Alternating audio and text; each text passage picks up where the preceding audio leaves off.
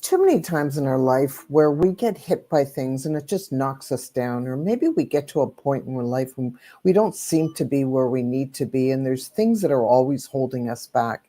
But when we really come to realize the truth about life and we look in the mirror, it's really us that hold us back. And unfortunately, it happens time and time again. And you know what? Let's get real about this, because welcome to Let's Get Real. My name's Glenda Kroll, and I'm here to get real with our audience today because, listen, it happens to me. I hold myself back. And here beside me is my best buddy here, and my host is... Hey everyone, I'm Nicole Harvick, and I can really resonate with what you're talking about, Glenda, because, the universe scolded me the other day for holding back some of the new gifts they've given me. And I was kind of just kicked around a bit by the guides telling me you need to talk, you need to speak your truth. And so that's what I'm here to do. But anyway, we have a wonderful guest today, and I am really excited about listening to what she has to say. She's already given us a little tidbit of who she is and what she does. But our guest today empowers Gen X women to transform chaos into clarity. And boy, can I resonate with that, because there have been times in my life that have been nothing but chaos. Sometimes you don't even know it till you look back and you're like, ooh, that was rough. But she has real and unapologetic strategies. She is also a motivational speaker. She is an author, and she is an advocate. So let's welcome Sarah Shaffer to our stage, please. Hi, guys. How are you? Hi. Thank you very much for joining us today. And I'm excited because these are so many things that we all get hit by, right? Absolutely. It's like if we need to really start with being honest with ourselves. You're exactly right, Glenda. And that's really, the core of it, is that honest, hard look at yourself in the mirror. And 9 times out of 10, we're not going to like what we're looking at. And it's completely up to us to make those adjustments, because as we get to this midlife, we realize we have no control over other people, over the chaos that keeps coming at us nonstop. And, when you take that look and you take ownership of your actions, it gives you that real powerful feeling that you can do something about them, because these are things that are in our control. Yeah, in a world that we have no control over really anything else. Well, really it is, at the end of the day, the only thing you have control is of yourself. So what people think, what they say, or all the rest of it, it's a bunch of hullabaloo, and we give them too much power. And I know I did that at certain points in my life more than others. But it's really when we get real with ourselves, because we really do. If you want to live a healthier, fuller life, right, it's really coming down to it, because you can't get better if you can't really sit back and realize where you're really at. Yeah, you have to be so honest with yourself in these situations. And I know it's really hard at times, because I work with women as well. And sometimes they are very resistant to looking in the mirror. And I've even had women say, well, I didn't do anything. They want to push blame onto someone. And it's like, if there's two in a relationship, whether it's marriage, living together, whatever it is, there's two people involved. Even if you're married to a narcissist, you still have to take some responsibility. How do you guide your clients into understanding that, we must look at ourselves with real eyes? So, a lot of it is relating to my own story and letting women know, 1, they're not alone, and 2, I'm not unique.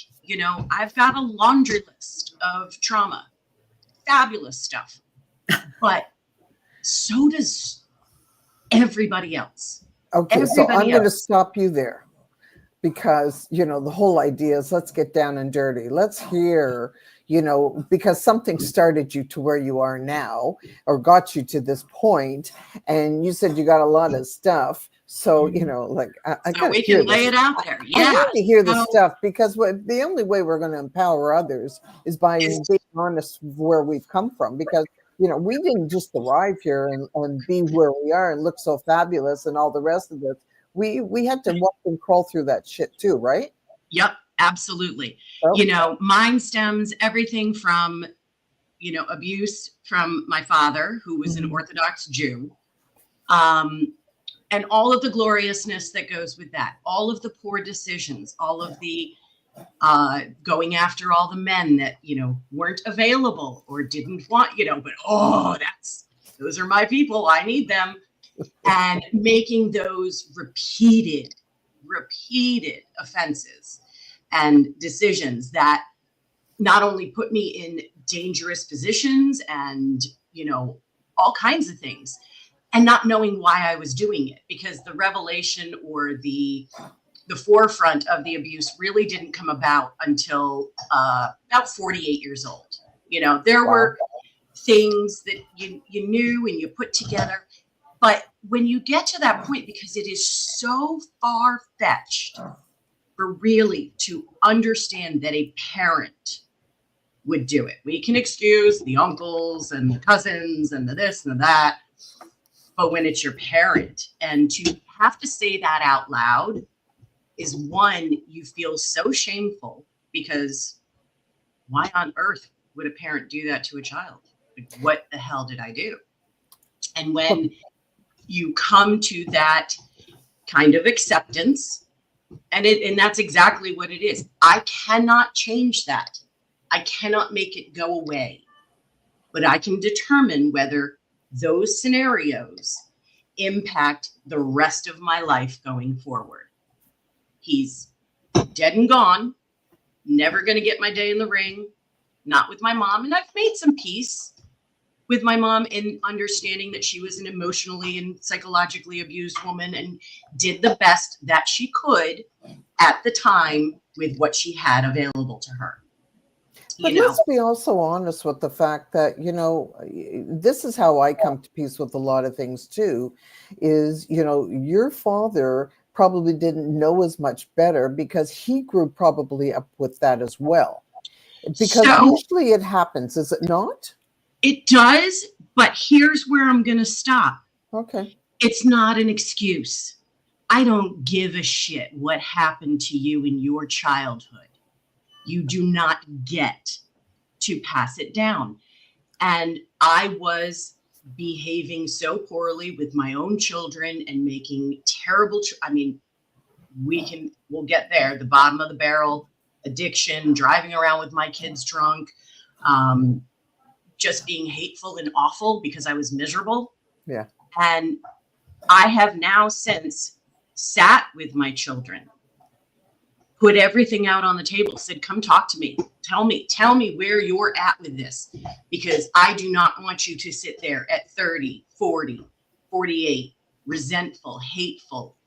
And so, yes, can I make the connections between my actions and why I did them? Absolutely. But it does not excuse them. It does not excuse them. It doesn't, but it makes it more understandable, and you don't have to lead on. Like, I've stopped things that happened in my childhood that it never went further on. And, right. And that's because we know better now. We've been educated. Right. It's a different society now, I believe that, so we can stop that going forward. We can. And as women, this is where it comes in. It comes into that empowerment. It comes into say, it is not your fault, but you don't get a free pass. Yeah. I'll accept that. And that's really it. So, went through all of that, all the bad, college relationships. Yeah. And then I moved to New York, and I was working at Deutsche Bank, and 9/11 happened. And I was there, friends in the towers, jumper, you name it. And there's a big piece that 9/11 survivors just kind of didn't have an outlet to express what we were going through, because if it wasn't our immediate family member, if it wasn't, we weren't hurt and dying. It just was, I don't want to say pushed aside or dismissed, but it was kind of like a forgotten piece of it. Mm-hmm. And we were just told, oh, you're good. Move on. Gotta go. And so that all got shoved down.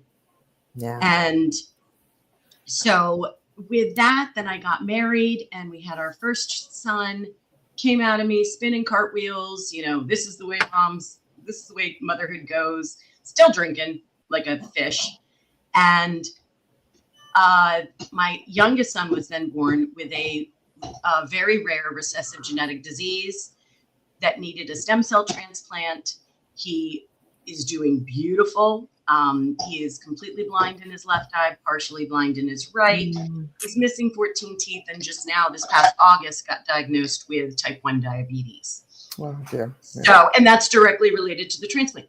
So when we say this shit just keeps coming, it just and I went to rehab twice. I got sober. I'm like, all right, I'm here.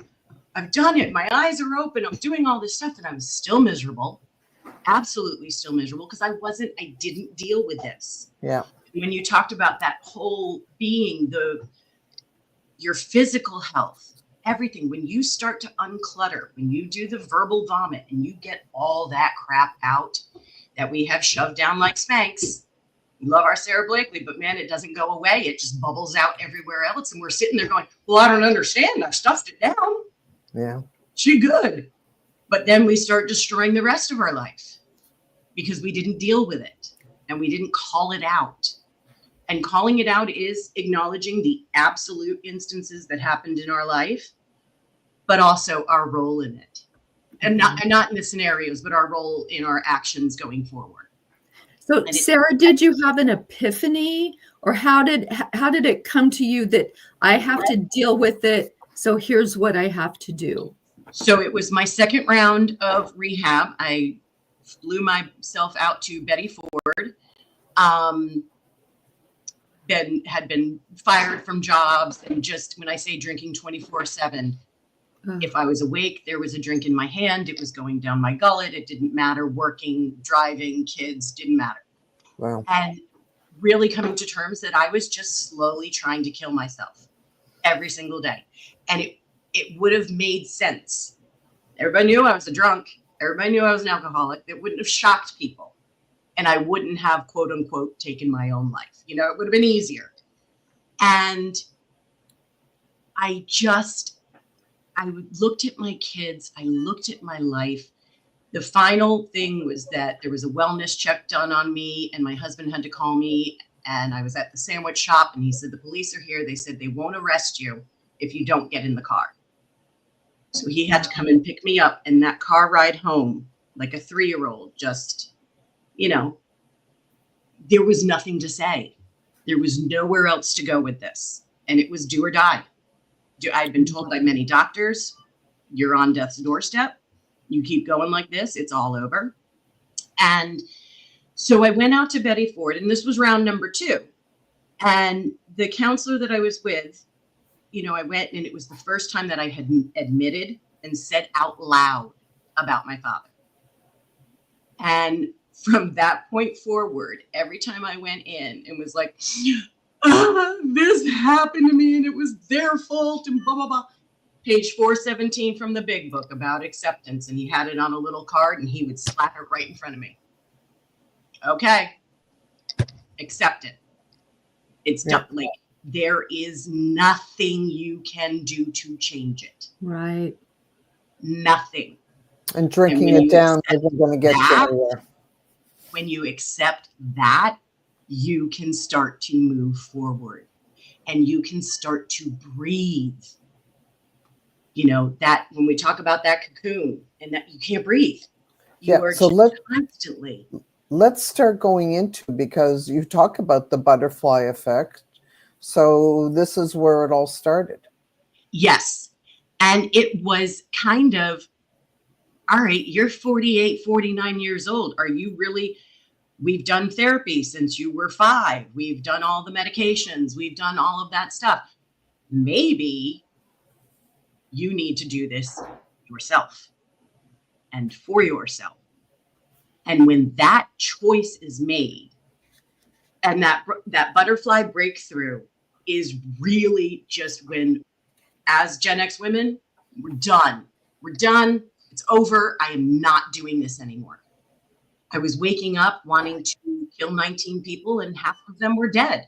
That's a miserable way to exist. Yeah, definitely.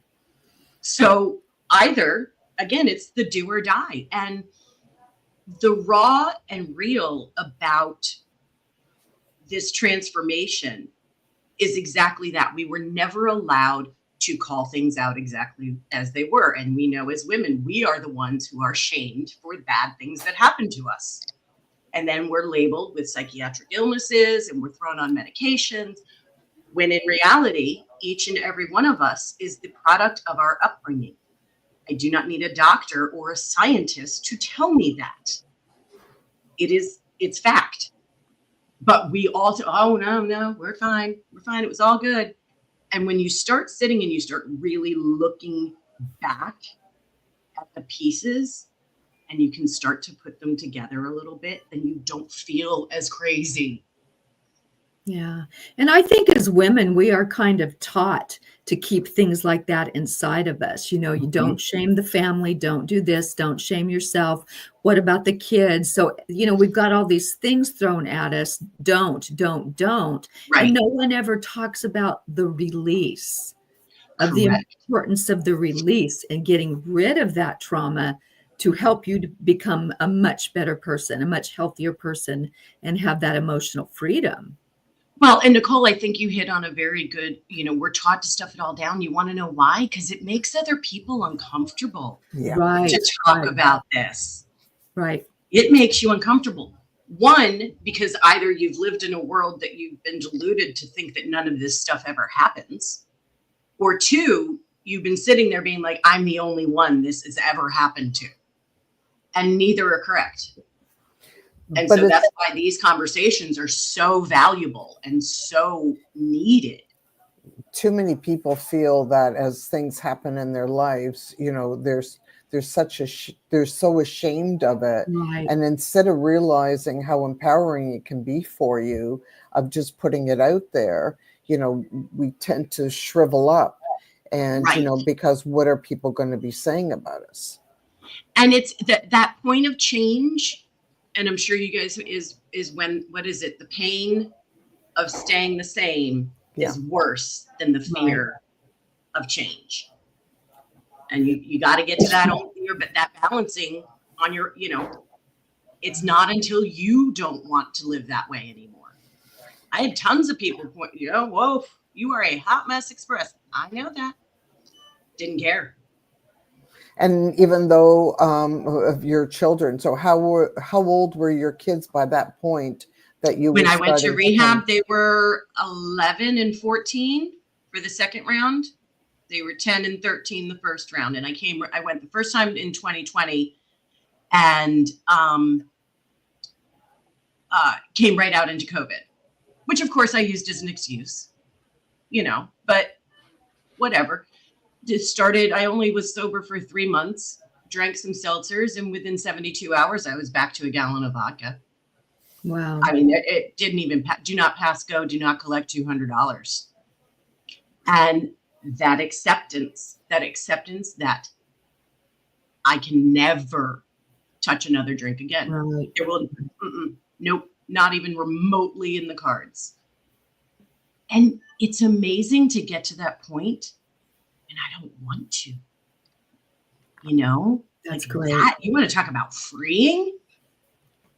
That's unbelievable. And that's such a powerful feeling, right? So being able to really unleash your world and live from a real point where you're really feeling that strength. Because you don't realize that what you were doing by drinking is you were pushing yourself down. So the strength was really you were just pouring the alcohol. It was like it was dissolving you.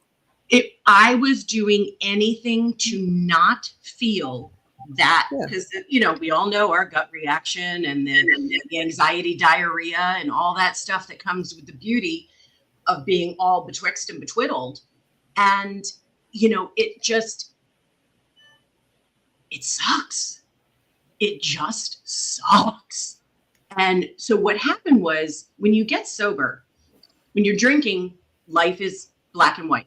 You're watching black and white TV. And then you get sober and life turns into Technicolor. Yeah. And you're like, what happened? How did I get here? Why did I do all of this stuff? Why did I accept all of this stuff?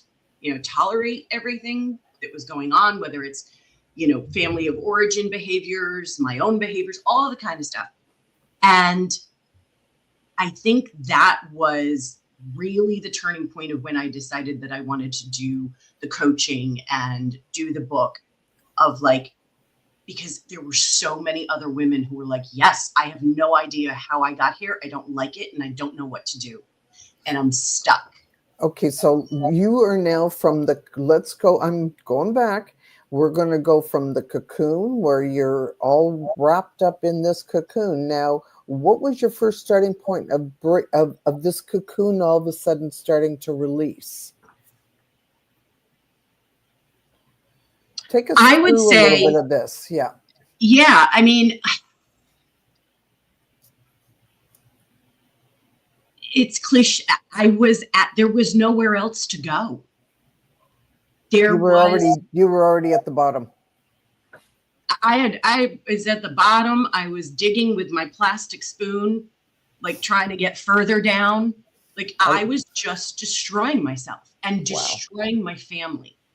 And I think I got to the point where, I didn't choose to be born into the life that I was born into, and neither did my kids.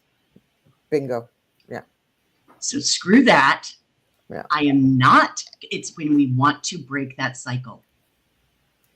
Yeah. When we realize and recognize, even if it's not in the same getup that we were screwed over and fucked up by our parents, but we're doing the same thing. Yeah. It just looks different. So your real epiphany came then, could I say, is when you really looked at your kids? Yes. Because you look at them and then you look in the mirror and you're like, ooh, oh, honey, no, she ugly. And Sarah, I'm curious, when you look back at that person that you were, how did you keep your marriage and your family together? What did that I will give 150% that I am married to a wonderful man. And he is. Yeah.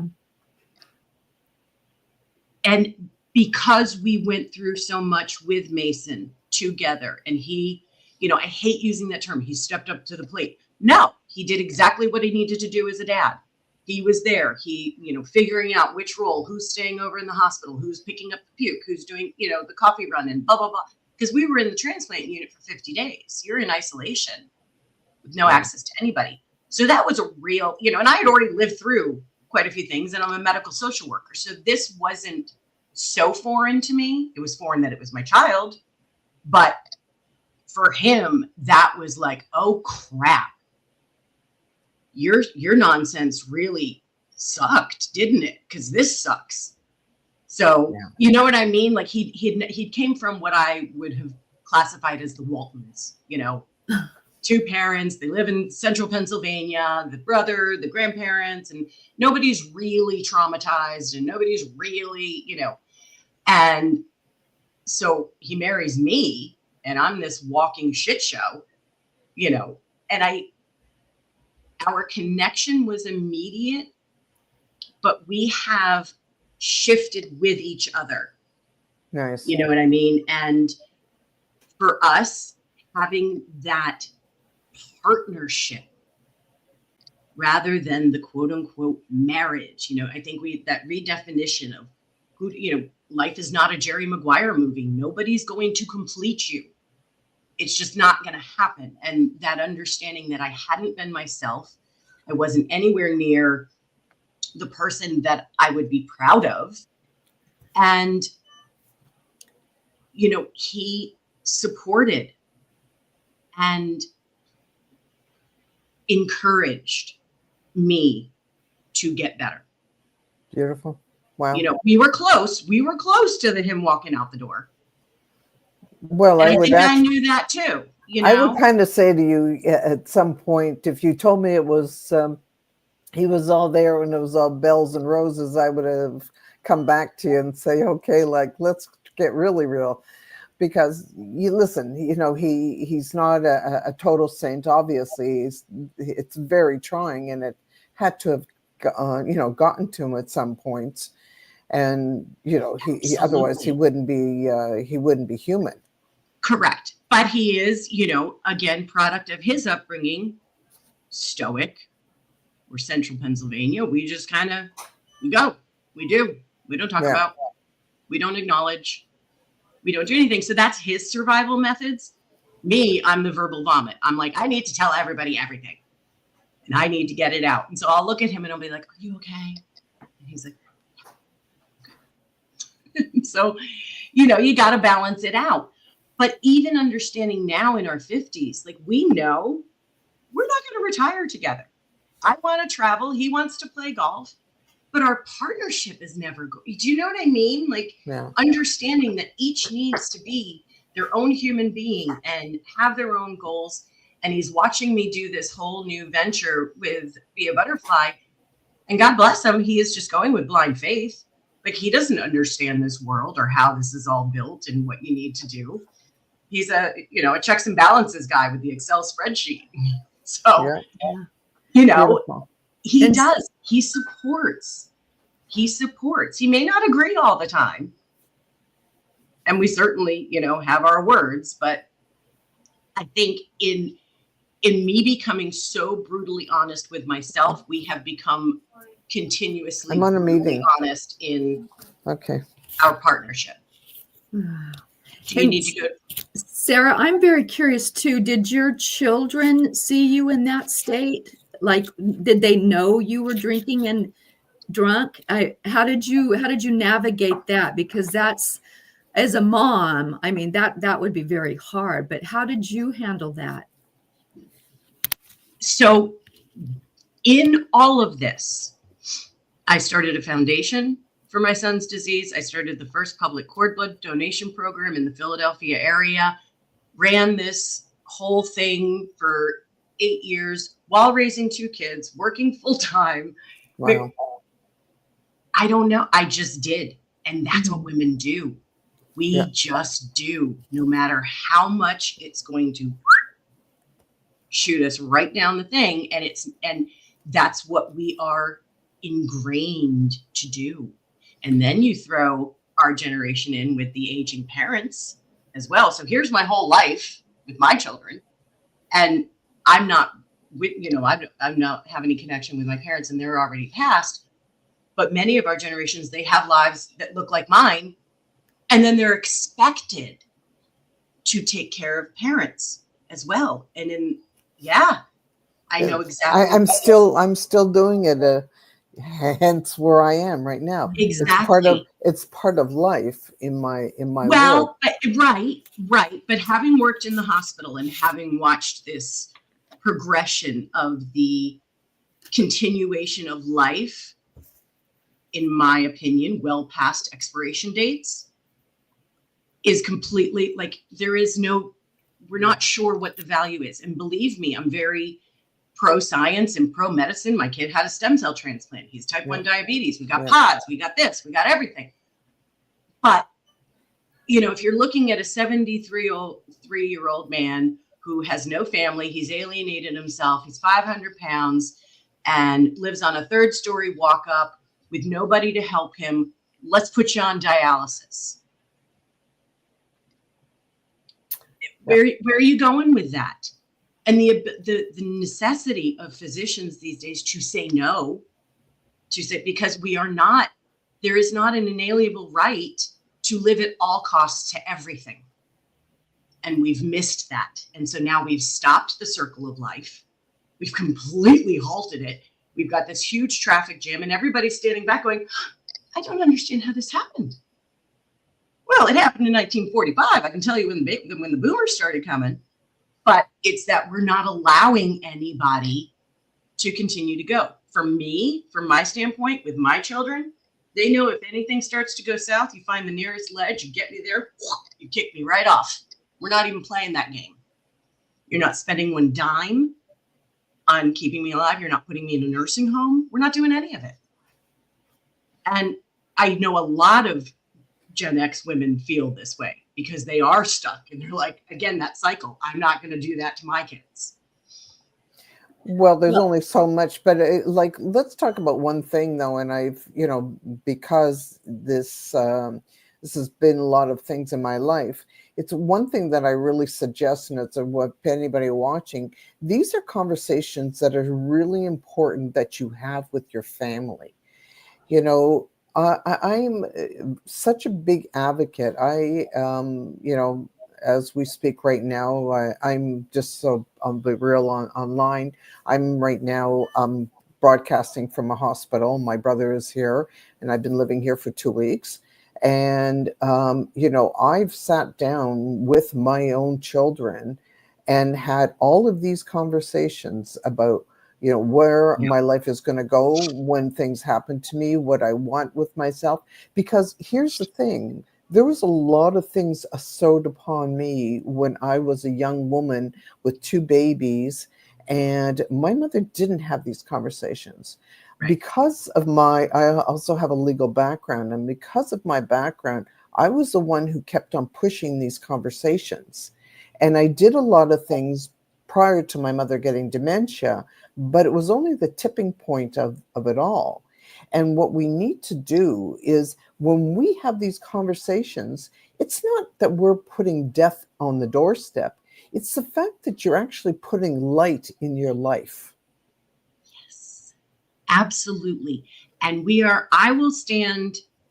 I'll go up to the ICU with the young residents and I'll look at them, and you'll have patients who are just up to their ears in tubes and vents and all of this stuff. And I look at them and I say, you guys are so terrified of death.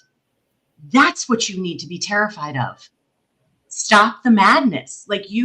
And for physicians to understand that the letters after their name represent their profession and their education does not make them superior human beings. No. One of the biggest acceptances that I came to with Mason was you, me, 2 cells. That's all that created us. And to profess that a human being has a total understanding of how it works and that they're able to fix it is ludicrous. Absolutely ludicrous. And when we talk about that perception of power is what you get. So a physician walks in, well, we need to do A, B, C, and D. We're ingrained. Okay. Instead of talking about the whole thing. And that's really the point is being honest with the patients. Well, and the patients also, because half of my life I've lived around hospitals, the whole thing is you can challenge your doctors. You should. As you said, they are not God. When they tell me something, as a little girl, I kept on asking the question why. And my parents kept saying, why do you ask so many questions all the time? Yep. And let me tell you, you have the right to ask these questions. You Absolutely. have the right to understand where things are, where they can go, or where they can't go. But you have the right. And what happens, though, is it's not only that we don't understand that we have the right, and especially in the US, they're not even practicing medicine anymore. They are practicing the management of family reactions and legal ramifications. That is the only thing they're doing. Yeah, I agree with that totally. And I am one that you have to advocate for yourself, and someone, if it's a parent in there, someone should always be with them, because sometimes they stick a tube in you or a feeding tube or whatever. You can only get it out with a court order. And if you keep your society sick, you make a lot of money. There you go. We can go down the whole. Yeah. The hospitals that's a whole other. I'm sorry. No, but it's absolutely accurate, and people don't want to say it out loud. You want to know why? because they're like, no, our world couldn't exist like that. Yes, it does. Oh, it Let's did. just take a little peeky peek at history. Well, we're not Nothing's living really and changed. right, and we're not living we don't have health care, we have sick care. Exactly. We have to start living in a healthcare society. And so let's go back. That starts again with you. Yep. What do you do with yourself? What do you put in your mouth? What do you put in your brain? Like, these are such important things, asking the questions, and just keep pushing things forward. But start with yourself, where you are. What do you accept? Who do you accept in your life? Oh yeah, you could get me going, I'm telling you. I love it. A whole other show or Exactly. series.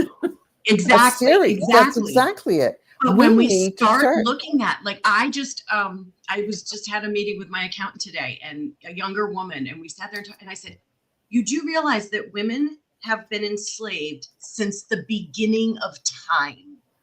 Doesn't matter your financial scenario. It doesn't matter anything.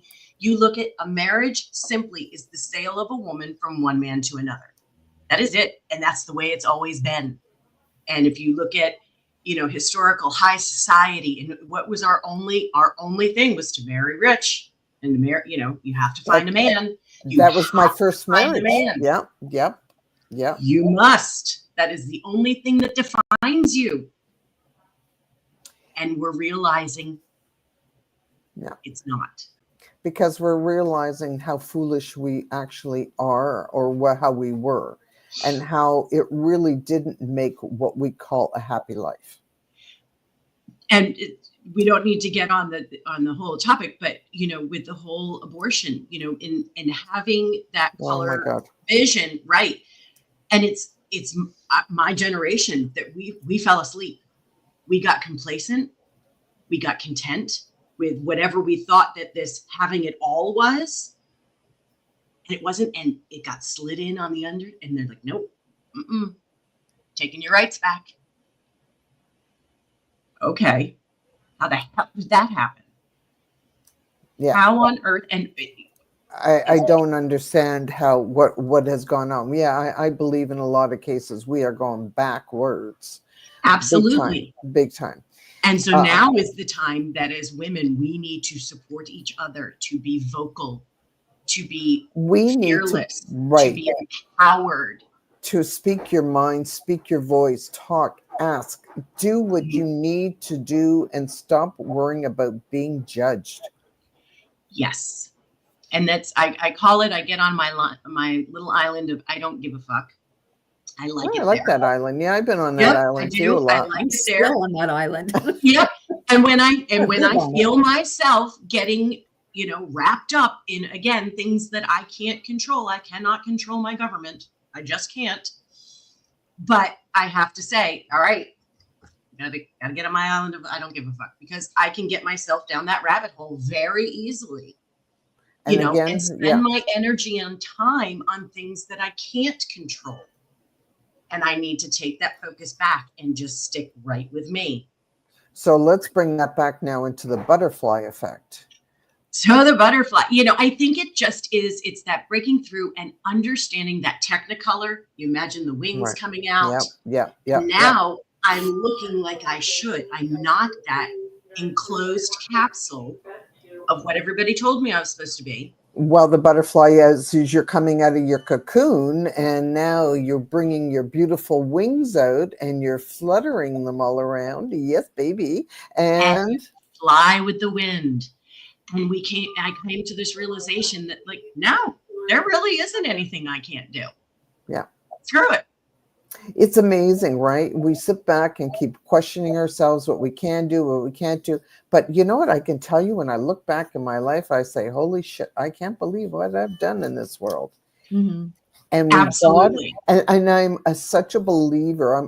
I live a lot of not a lot, but in my life, I'm a person that sits back and reflects a lot, because that reflection actually gives me more power as I'm going through difficult times. Right? Yeah. So I'm really a believer of reflection, not to stay there, but to empower. It's like it puts me on the catapult to push me forward. It's the good old AA, self-reflection, that daily inventory. And I do it every day. Yeah. And it's about owning, we're going to screw up. We're going to make mistakes. We're going to piss people off. Oh, I do that a Intentionally, lot. not intentionally, whatever. You own it. You address it right in the moment. And it's not, so that's a big piece of what I do in the butterfly is, okay, you're not a fan of what's going on. You're not enjoying the relationship that's happening. When things happen, you address it right then and there, because the stewing, the sitting in your own tub of filth, and we like it there. We scrub it, we put it in our hair. Well, it's kind of comfortable, isn't it? Yeah, it's warm, it's comfortable. You're in the pile of shit. You're living in that. Yeah. Exactly. But then it starts to smell. And then it's kind of in cracks where we don't want it. And it's time to rinse off. Yeah, it's not pretty. Time to shed it. And that's also, to me, in the not symmetry, symbolism of the butterfly, is shedding that. Yeah, the cocoon part is that. Yeah. We're gone. I can move. I can breathe. So, Be a Butterfly is the name of your book? So no, the title is still in development, but it will be a butterfly breakthrough. And it's, 7 strategies of getting out of your dumpster fire. I love the term dumpster fire. It is very visual. It is and you can imagine it just rolling down the street, and helping women understand that the dumpster fire is mine. Like that dumpster, she's mine. And all I need to do is keep up with her. I don't have to pour the alcohol on and light the match and put it in. And it's understanding that choice. That, the crap's going to keep coming. We're all going to get things thrown at us. But I don't have to add to it. Life is hard enough. We do not need to make it any harder. And just simplifying. The butterfly is very simple. And the strategies to get out of said dumpster fire are very simple. Not easy, but simple. So how do people start to get out of that fire? How do they start to that breakthrough? I can do it, Glenda. Yeah, usually don't feel bad. No. So usually what I do is, if a woman comes to me and it's like, all right, what's going on? What's going on right now? Because we need to address your immediate situation, because you can't think clearly if you're coming in and my husband's cheating on me, or, he's abusive, narcissist. I have a lot of women trying to get out of relationships with husbands and being stuck in those traditional family roles. And I help them. We could talk about that one too. Yeah. So here's the key to it. We need to redefine. We need these books that we were all taught by, Webster's, the Bible, all of this stuff, all written by men. And we need to redefine these terms: family, marriage, self-value, all of those things. We were taught that it was just one way. There is only one way that you do things. And when we realize, no, absolutely not. There is not just one way. Well, I was going to just say, when you're just naming those, because for me, I know it was all about the day where I decided that I'm worth more than to sit in this relationship when somebody is telling me, taking away all my power and telling me that I'm really not worth it. Yep. And that is when I decided that it's time to make a change in my life. And it is that value. I got to the point of, if you are not bringing value into my life, bye. I just started stripping away. Like, I don't have time. I've spent enough of my life. And that is a big thing that I say to women. You have suffered long enough. You have sat in this and you have suffered. Do you really want to spend the rest of your life in the same position? And I think that's what we tell, if you're sitting here and watching this live, or whether you're watching the recording, I want you to really think to yourself in life. We get such a small, when you really look at life, if you're lucky enough to live to 80, 90, 100, that's just, a tip of the iceberg. That's nothing. And so that if you decide at one point that you start to look at your life and see what you're really worth. Are you really worth, like, even if you're already in your 50s and 60s, you know what? Your life is still worth a lot. Absolutely. And you need to do what you need to do. Like, stop holding yourself back. And whether it's a relationship, a friendship, even into a business, if you're in a job that is making you miserable, what the fuck are you doing? You need to change. Had this conversation. I had, nurses, and what's happening in the hospital systems, especially here in the United States. There is no staff. There is no supplies. The elevators are broken. The this, that. And the insurance doesn't cover it. And when it does, you got to pay your premiums and your co-pays and your this. And it doesn't work. It just simply doesn't work. But that business, so when women are sitting there and they're banging their heads against the wall and not understanding why administration is not doing something differently or better.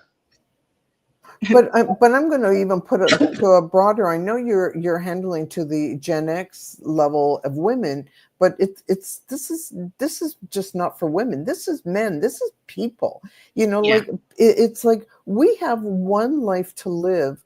Isn't it your chance to be at least happy for part of that life? Like, whatever has happened in the past, you can't sit back and hold that regret. I should have. Let's start getting off this. Get the fuck off the I should have plate, and let's get on of the living plate. Let's just enjoy what we have. Be grateful and encourage the relationships that make you beam in life, because that's what it's about, right? It is. And I think you hit on a very good point of the gratitude and needing to sit back, because we were all brought up. The big money, the houses, the this, the that. Yeah. That's what success is. That's what happiness is. That's what, that's what you need to be, no matter what, and what it did to what women did to achieve that, and the positions we were put in. And again, because we didn't know. But the systemic of it is just, and I'm so thrilled, that people are talking about it now, because again, the general public, oh no, that didn't happen. Yes, it happens all the time. Well, and because people want to, show off, well, I live in the big house and I drive the fancy car, and instead of looking at, do you really own your car? You don't own your house. It's the mortgage company that owns your house. Let's just be real about it. How much do you really need in life? I look at things very differently now. I don't live in that same world anymore. Yeah. Absolutely. And it's okay. It is okay. And when I look back upon my life and reflect, and it's when I had the McMansion and we had the beach house and we had. And I look back and I'm like, those were just houses. They were never a home. Yeah. Exactly. And there's a huge difference there. And I'll never forget when I was going through my divorce and we were moving out of our home, and I looked over and my ex was in the corner crying. And I thought, oh my God, he finally realizes I'm out. The kids are going with me, blah, blah, blah. And so I asked him, very caringly, I said, are you okay? Looks up at me, still crying. I put so much money into this house. I'm like, okay, goodbye. that just nailed the coffin for me. I have someone who I speak with, and it's kind of the same thing. And it's the coming back and being like, you're destroying this marriage. You're doing this. I wanted all of this stuff, all the I, and we were ingrained to just be like, oh yes. Okay. You, all you, everybody, everything else they need. But one of the things that resonates with me with you ladies is you referenced the universe a lot. And that's my gal. I love her. And, that's my faith. And my faith, nobody can take your faith. No one can tell you that it's wrong. No one can do anything. It's when we get all into the religious piece that it gets all mucked up. And it's when I started listening to her, to my universe. Yep. When I started to listen to my spidey senses Yep. that were never wrong. Nope. I just said, nope, nope, nope. Nope. Nope. And when I took that step back, kind of like the Monet, you're up close. All it is just a bunch of dots. You can't see what the hell it is. You step back and you're like, oh, now I get it. Now I get it. And when she gets all activated, I pay attention to her. Yeah, and that's a biggie, right? Because too many people don't listen. And we need to stop. It's like, what do they say when they're in a fire? Stop, fall down and roll or whatever. But now stop, drop, and roll. Yeah. So you need to stop, listen, and pay attention is really what you need to do. Because I'll tell you, that has saved my life on and on and on and on. I can't begin to tell you. And when you kind of, it actually starts even beyond that. It starts with having faith within yourself. That's where it really has to start, because when we don't even have our own faith, because we're so worried of all these other things that we stop to even look at ourselves and say, again, reflect, wow, I made it through. I've made it through so many things. I know I can still do it. Yep. And so women shifting into we are survivors. Yes. It is what we have done. My life story. In our entire lives. And let me tell you something, fucking own it. Be proud of it. Yeah. Because sure as shit, half of the population wouldn't be able to probably get through what we've gotten through. Totally. And to then be standing here on the other side, having survived all of this and being proud of that, having that faith in yourself, and when you get your brain cleared out, because what's happened in our trauma upbringings is with that fight, flight, and freeze, she's been on fire our entire life, and she doesn't know the difference between real and perception.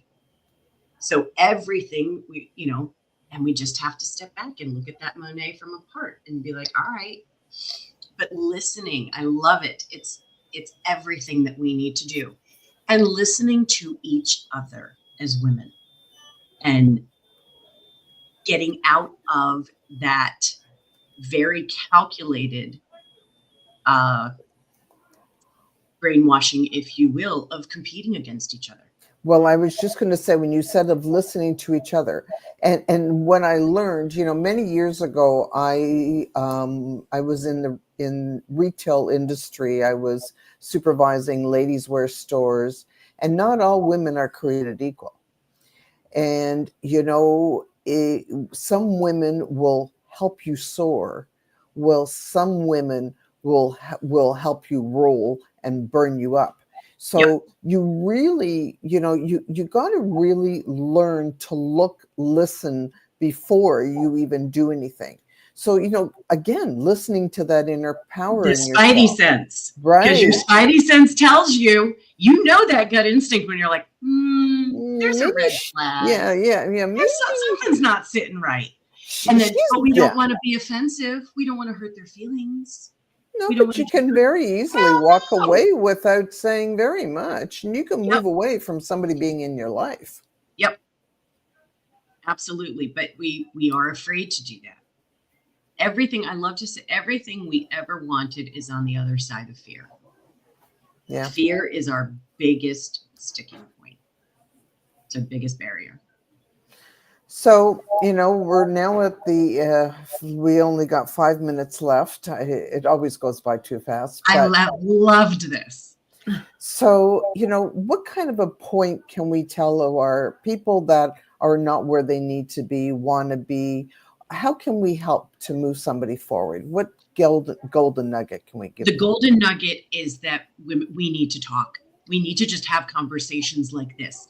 You don't, and that's where, coaches come in and everything, where it's not that traditional therapy where you're feeling judged and diagnosed and all this stuff. It's let's have a real conversation. Let's talk about what's really going on and be honest with ourselves. I'll be honest with you. You need to be honest with me. Yeah. And it will flow beautifully. And I promise you, whatever that fear is of being in that honest place is so much scarier in your perception than it is in reality. And that release and that relief that you will feel the second that honesty comes out. Okay, now I can move. And it may not be leaps and bounds, but I can at least move 1 foot forward.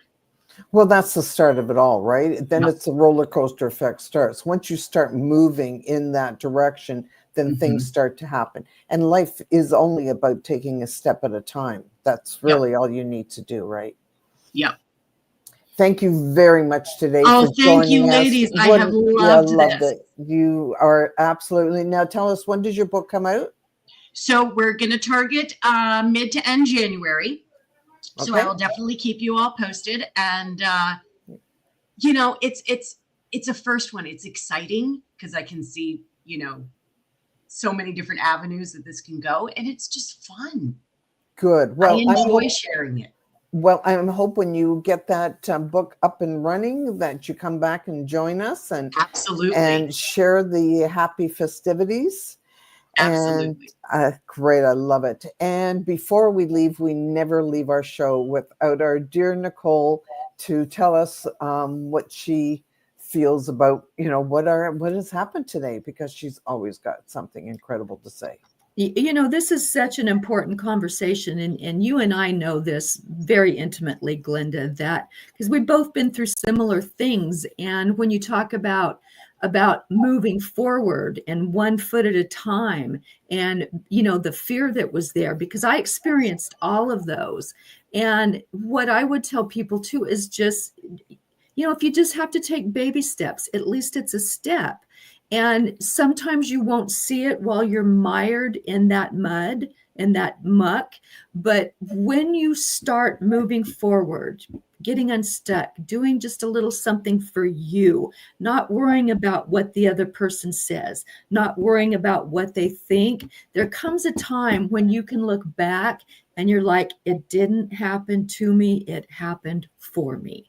And that's when you go from victim to victor. And let me tell you, being that victor is so satisfying, and so it's such an amazing feeling to look back and know that you really took a step up and you did it for you. Yep. And you'll always carry that with you. Mm-hmm. Yep. I love it. Thank you, ladies, so much. Well, thank you. It was an absolute pleasure having you. And for those that, if you know somebody who is stuck in life and not moving forward, and maybe, they're thinking the wrong way, or maybe we won't call it the wrong way, but not the empowering way, that they do deserve a life. Everybody deserves a life. Everybody deserves to be happy. And sometimes we all got to make some changes, and it is just 1 step at a time. So this is your time to sit back, listen to this again, and realize this life is meant for you. Thank you for joining us today on Let's Get Real. And until next week, so long.